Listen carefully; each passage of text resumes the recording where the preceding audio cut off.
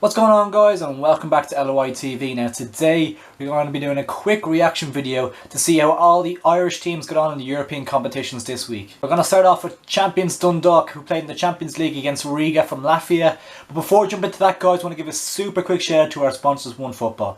OneFootball is the ultimate platform for everything football. It provides latest news, transfers, updates, everything you want to know from over 160 leagues worldwide. If you want to keep up to date with all the transfers that are happening worldwide this summer, make sure to download the OneFootball app with the link in our description below. It's available on iOS and it's also available on Android. Now, Dundalk started off their campaign with a 0-0 draw against Riga at Oriel Park.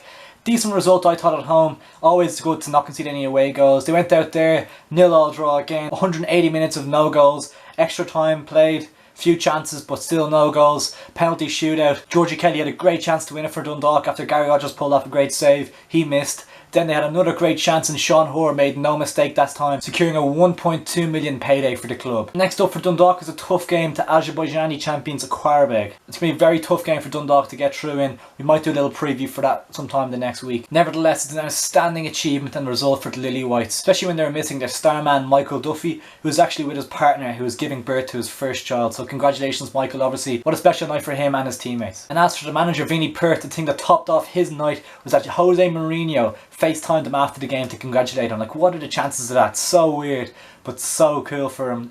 He sees him as kind of like a hero figure. So really cool moment for Vinnie Perth to top off an incredible night. We'll move on next to Cork City, who started their campaign with a 2-0 home defeat to Progress Niederkorn from Luxembourg. Really disappointing result for them. To concede 2 away goals and not score a home one is a really disappointing result. They've had a really poor season so far, so it's kind of expected in a way. They've been really low on morale and new managers and the players haven't been playing well really. Good start to the second leg. Gary Buckley with a cracking goal to get them right back into the tie. They actually came level in the tie, leveling at 2-2 on aggregate, making it 2-0 obviously in the away leg, and they're looking up, but unfortunately they conceded a goal and they crash out at this early stage of the competition. It's a really brave comeback, and the supporters can be proud of the performance that they put up in Luxembourg, but it's really disappointing to crash out at this stage against a team that they probably could have advanced against. They probably should have got a better result at home against that sort of level of a side. I think they're a part-time team as well, so it's a disappointing result for Cork. This season for Cork now it's just a bit of a write-off, so they just have to get back and concentrate fully for next year and try to get back up to the top of the table. Next up we have Shamrock Rovers, who drew 2-2 in their away leg. Their first leg was an away in Sweden against SK Brann.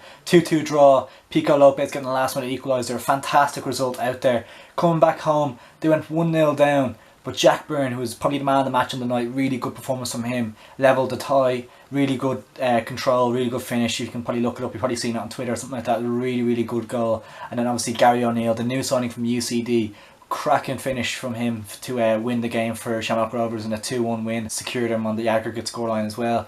Disappointing scenes at the end, some people are saying. It's kind of one of those things. I think they're likely to face UEFA sanctions for coming onto the pitch and fans coming on.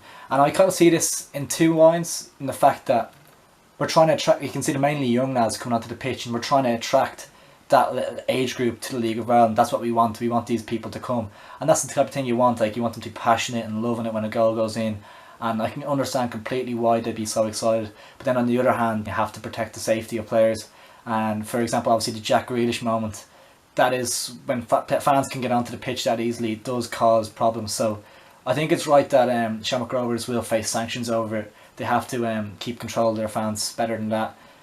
But when I saw a few things on Twitter, people saying maybe lifetime bans for them and stuff like that. I think that's a bit ludicrous, to be honest.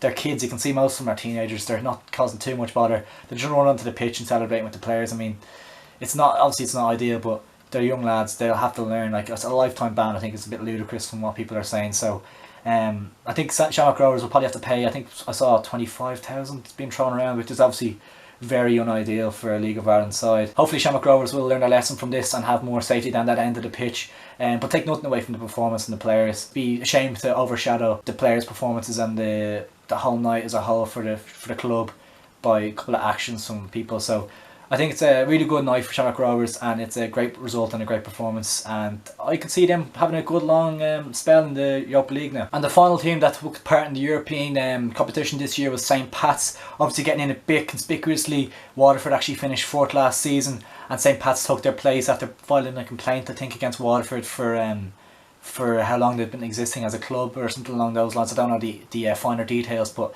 St. Pat's obviously found themselves in the Europa League this season and crashed out in the first hurdle as well, falling to FC, no, I don't know how to pronounce that name, but they're a Swedish team as well.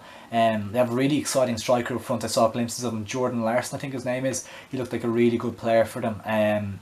So yeah, it's disappointing for Pats to crash out this early. They lost 2-0 obviously in the home leg, similar to Cork. And they put up a good fight away.